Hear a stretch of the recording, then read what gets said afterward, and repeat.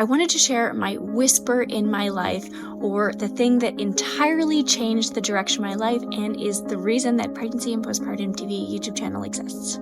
I read this quote from Steven Spielberg, and it says, "When you have a dream, it doesn't often come at you screaming in your face, 'This is who you are, and this is what you must be for the rest of your life.'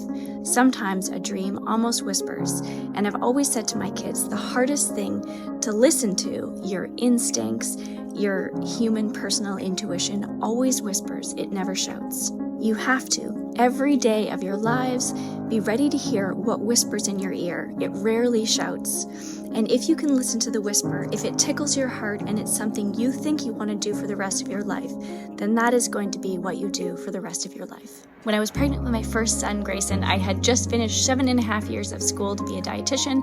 And as I was pregnant, I kept on hearing all of these horror birth stories and people telling me how painful it would be and how difficult it would be.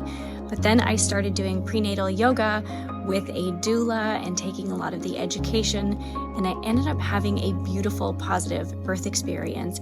And I went home after that birth experience and I told Jeff, this is what I want to do. If we ever move, because I was in a small town and I would never want to compete with the yoga teacher that I did my training with, but if we ever move, this is what I want to do. It was such an empowering and beautiful experience, and I just started to become so passionate about it. Several years later, we did move, and I went back and I listened to that whisper, and I started sharing my passion. And now I feel so grateful to get to continue to share that every day.